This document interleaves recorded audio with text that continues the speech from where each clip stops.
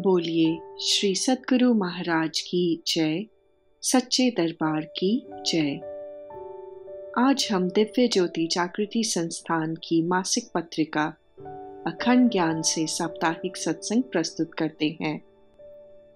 परम पावन श्री आशुतोष महाराज जी से प्रेरित है। जनवरी 2016 अखंड ज्ञान से लिया गया आज का विषय, मन इतना चंचल क्यों है। तिरुवण्णामलाई की घाटी में श्री रमन महर्षि का आश्रम था। वहां बहुत से शिष्य अपने आत्म विकास में रत थे। प्रतिदिन की भांति रमन महर्षि प्रातः भ्रमण के लिए निकले कि अचानक उनके कदम अपने शिष्यों के साधना कक्ष की ओर बढ़ गए। सारे शिष्य साधना की मुद्रा में अपने अपने कुश आसनों पर स्थिर होकर बैठे थे। रमन महर्षि एक माँ की भांति काफी देर तक बड़ी प्रेम से अपने शिष्यों को निहारते रहे। एकाएक उनकी दृष्टि अपने एक शिष्य पर पड़ी जो बहुत ही अशांत प्रतीत हो रहा था। उसकी एकाग्रता बार बार भंग हो रही थी। कभी वे पलकें झपकता तो कभी झुकता, कभी हाथों को खोलता। रमन महर्षि कुछ देर तक वहां रुके और फिर अपने कक्ष की ओर मुड़ गए। कुछ समय बाद सभी शिष्य साधना से उठे और दैनिक कार्यों से निवृत्त होने के बाद अपने गुरुदेव से उपदेश ग्रहण करने पहुंचे। रमन महर्षि ने सभी शिष्यों पर प्रेम भरी दृष्टि डाली और अंततः उनकी दृष्टि अपने उसी शिष्य पर जाकर टिक गई जिसे उन्होंने सुबह विचलित देखा था। उन्होंने उसे इशारे से आगे बुलाया और अपने समीप बिठा लिया। फिर उसके सिर पर अपना हाथ फेरते हुए बोले, क्या कारण है? तुम इतने व्यथित क्यों दिख रहे हो? शिष्य, नहीं भगवान, सब कुछ ठीक है। महर्षि, निश्चिंत होकर अपने मन की बात रखो। आज मैंने सुबह देखा था कि तुम साधना में एकाग्र नहीं हो पा रहे थे। शिष्य, भगवान, मैं बहुत दिनों से कोशिश कर रहा था पर हिम्मत ही नहीं जुटा पाया कि अपनी यह कमजोरी आपके सामने रख पाऊं। मैं देखता हूं कि मेरे सभी गुरु भाई एकदम शांत स्थिर चित्त होकर साधना करते हैं, लेकिन मेरा तो साधना में ध्यान ही नहीं लगता। ऐसा क्यों भगवान? महर्षि, इसका कारण है तुम्हारे मन की चंचलता। शिष्य, पर मन इतना चंचल क्यों है? महर्षि, यह मन सदैव ही विषयों के संसर्ग में रहता है, इसलिए यह चंचल है। परंतु तुम मन नहीं हो। मन उदय होता है और अस्त होता है। यह अस्थाई तथा अनित्य है, जबकि तुम नित्य हो। शिष्य, ऐसे में मैं क्या करूं भगवान? महर्षि, अपने मन को विषयों से हटाओ और आत्म तत्व पर एकाग्र करो। जिस तत्व का दर्शन तुमने अपने अंदर किया है, अपने हृदय में किया है, उस पर चित्त एकाग्र करो। शिष्य, हृदय में या त्रिकुटी में? मैं तो सोचता था कि त्रिकुटी में आत्मदर्शन होता है। महर्षि मुस्कुराते हुए, आध्यात्मिक भाषा में त्रिकुटी व भ्रूमध्य को ही हृदय कहा गया है। वहीं परमात्मा का दर्शन होता है। उसी पर हमें अपने मन को एकाग्र करना है। शिष्य, पर मन का एकाग्र होना ही तो अति कठिन है। महर्षि, अभ्यास द्वारा इस मन को एकाग्र किया जा सकता है। फिर महर्षि गीता के 6ठे अध्याय के 35वें श्लोक को दोहराते हुए बोले, अभ्यासेन तु कौन्तेय वैराग्येन च गृह्यते। अभ्यास द्वारा मन को अंतर्मुखी किया जा सकता है। तदुपरांत मन इतनी सहजता से एकाग्र होने लगता है जैसे तुम्हारी श्वासों का आना जाना। उदाहरण से समझो, जैसे एक गाय दूसरों के खेत में चरने की आदी हो तो वह अपने ठाव पर आसानी से नहीं आती।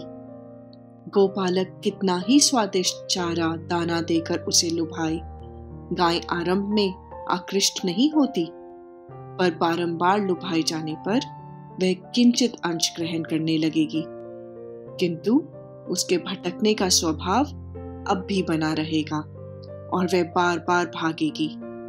परंतु बीतते समय के साथ और गौपालक के निरंतर प्रयास करने पर एक दिन ऐसा भी आएगा कि वह गाय अपने ठाव पर रुकने लगेगी। अंततः स्वतंत्र किए जाने के बाद भी वह नहीं भटकेगी। मन के साथ भी ऐसा ही है। उसकी इंद्रियां भी उसे विषयों की ओर आकृष्ट करती हैं। जब गौपालक यानी साधक उसे अपने ठाव पर यानी आत्म तत्व पर स्थित करना चाहता है तो वह मन भटकता है, परंतु बारंबार प्रयास द्वारा उसे एकाग्र किया जा सकता है, और यदि वह एक बार आंतरिक आनंद प्राप्त कर ले तो फिर दोबारा नहीं भटकेगा। भगवान, मैं पूरे प्राणपन से अपने मन को एकाग्र करने का प्रयास करूंगा, परंतु क्या इससे मुझे सच में आनंद की अनुभूति होगी? महर्षि, पहले यह बताओ कि तुम्हारे लिए आनंद से क्या अभिप्राय है? क्या तुम्हारी प्रसन्नता का हेतु सांसारिक साधनों एवं भोग पदार्थों की प्राप्ति में है? फिर तो तुम्हारी प्रसन्नता संपत्ति की वृद्धि तथा ह्रास के अनुपात में बढ़ेगी अथवा कम होगी, और संपत्ति से रहित होने की अवस्था में आनंद की समाप्ति हो जाएगी। क्यों, ठीक कहा ना मैंने? शिष्य संकोच के साथ, जी हाँ। महर्षि, अच्छा, अब यह बताओ, जब तुम सुबह प्रगाढ़ निद्रा से सोकर उठते हो तो कैसा अनुभव करते हो? शिष्य, भगवान, बहुत आनंद आता है। गहन निद्रा में मन के समस्त दुखों से छुटकारा मिल जाता है। महर्षि, क्योंकि जब तुम प्रगाढ़ निद्रा में होते हो तो तुम्हारे सच्चे स्वरूप से तुम्हारा मिलन होता है। आत्मा से मिलन से ही तुम्हें आनंद की अनुभूति होती है। इससे यह सिद्ध हुआ कि आनंद मनुष्य के भीतर है, किसी बाहरी वस्तु पर निर्भर नहीं करता। शिष्य, परंतु भगवान, वह आनंद तो क्षणिक होता है। जैसे ही सुबह होती है, मन को उदासी पुनः घेर लेती है और मैं पुनः विचलित हो जाता हूं। महर्षि, ठीक कहा, वह आनंद क्षणिक है, परंतु साधना के द्वारा तुम उस आनंद को अपनी इच्छा अनुसार जब चाहो और जितने समय के लिए चाहो प्राप्त कर सकते हो। परंतु अभी साधना में आनंद इसलिए नहीं मिलता क्योंकि अभी केवल तन साधना में बैठता है, मन नहीं। इसलिए आत्मा से मिलन नहीं हो पाता। जब मन, बुद्धि, चित्त आत्म तत्व से जुड़ जाए तब तो फिर आनंद ही आनंद है, परमानंद है, जो नित्य है, शाश्वत है। तत्पश्चात महर्षि ने तिरुवाचकम में से एक छंद पढ़ा। हे गुंजन करने वाली मधुमक्खी अर्थात मन, तुम असंख्य पुष्पों से नन्ही बिंदु एकत्रित करने का कष्ट क्यों करती हो? उस एक परमात्मा के स्मरण, दर्शन तथा चर्चा मात्र से सारे मधुकोश का भंडार ही उपलब्ध हो जाएगा। उसके अंदर प्रवेश करो और उसका आह्वान करो। शिष्य, भगवान, मुझे लगता है कि मन को साधने के लिए शायद मुझे एकांत की आवश्यकता है। महर्षि, एकांत कहीं बाहर नहीं, भीतर चाहिए, विचारों से चाहिए। यदि तुम विचार शून्य हो तो सबके साथ रहते हुए भी अकेले हो, अन्यथा अकेले रहकर भी सबके बीच में। इसलिए मन को शांत करना सीखो। मान लो तुम किसी कार्य में व्यस्त हो और कोई विक्षिप्त व्यक्ति तुम्हें परेशान करने हेतु द्वार खटखटाए। ऐसे में तुम क्या करोगे? क्या द्वार खोलोगे? नहीं, उसे बिना तूल दिए अपने कार्य में संलग्न रहोगे। आखिरकार वह द्वार खटखटाते खटखटाते थक जाएगा और खुद ही चला जाएगा। बिल्कुल ऐसे ही तुम्हें ध्यान के समय आने वाले विचारों के साथ करना होगा। जैसे ही कोई विचार आए, तुम उसे कोई तूल ना देकर अनदेखा करो। वह जैसे आया था वैसे ही चला जाएगा और फिर एक स्थिति आएगी जब तुम विचार शून्य हो जाओगे। शिष्य: मैं तो बहुत अधम हूं महर्षि। जैसे ही साधना की अवस्था में बैठता हूं, मुझे निद्रा घेर लेती है। महर्षि: साधना में नींद इसलिए आती है क्योंकि संकल्प शक्ति की कमी है। इसलिए सदैव संकल्पित होकर बैठो। कभी सोचा है कि एक सीप के भीतर सुंदर मोती का निर्माण कैसे हो जाता है? आज तक हमने यही सुना है कि कोई परजीवी या बालू का कण जब सीप के मुख में प्रवेश करता है तो कुछ समय बाद उस सीप में से एक बहुत सुंदर बहुमूल्य मोती प्राप्त होता है।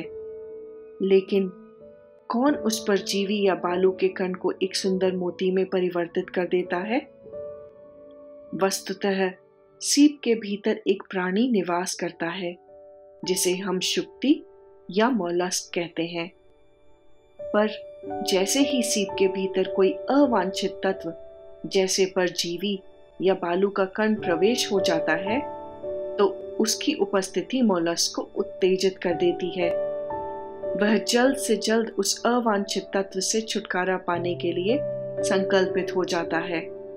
अतः वह अपने भीतर से कैल्शियम कार्बोनेट और एक अन्य द्रव्य का स्राव करता है। ये द्रव्य उस अवांछित तत्व को पूरी तरह से ढक देते हैं। मोलस्क अपने इस सतत परिश्रम से धीरे धीरे उस अवांछित तत्व का अस्तित्व समाप्त कर एक सुंदर बहुमूल्य मोती का निर्माण कर देता है। ठीक इसी प्रकार हम साधकों के ध्यान मार्ग में भी अनेक शारीरिक व मानसिक कष्ट अवांछित रुकावटें बन प्रवेश कर जाते हैं, जैसे कि नींद, पैर कमर में दर्द, विचार आदि। ये सब हमें ध्यान एकाग्र करने से रोकते हैं, परंतु तब हमें बिल्कुल मोलस्क की भांति हरकत में आ जाना चाहिए। जल्द से जल्द इन रुकावटों से छुटकारा पाने का दृढ़ संकल्प करना चाहिए। अभ्यास द्वारा साधना पथ की सभी व्याधियों को दूर कर साधना के बल से अपने व्यक्तित्व को मोती सा उज्जवल बनाना चाहिए। शिष्य: भगवान, मैं पूरी लगन से इन वचनों पर चलने का और इनको अपने जीवन में पूर्ण रूप से उतारने का प्रयास करूंगा, परंतु भगवान, इसके लिए आपका अनुग्रह आवश्यक है। महर्षि: अनुग्रह सदैव रहता है, क्योंकि यह अटल सत्य है कि मन की आत्मा में स्थिरता गुरु कृपा के बिना संभव ही नहीं है। बोलिए श्री सद्गुरु महाराज की जय, सच्चे दरबार की जय। इस तरह के और अधिक लेख पढ़ने के लिए हमारी मासिक पत्रिका अखंड ज्ञान 3 भाषाओं हिंदी, अंग्रेजी और पंजाबी में उपलब्ध है। आप विवरण में उल्लिखित लिंक पर क्लिक करके पत्रिका की सदस्यता ले सकते हैं। धन्यवाद।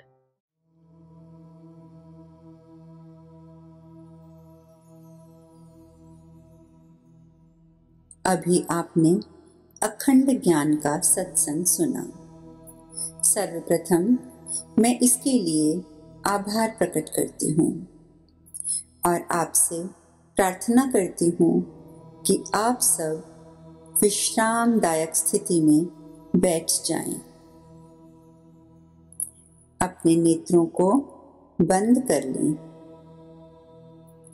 अपना ध्यान सांसों पर केंद्रित करें। एक लंबी गहरी सांस पेट तक भरें, कुछ क्षण रोकें और अब पेट को अंदर खींचते हुए सांस को बाहर छोड़ दें।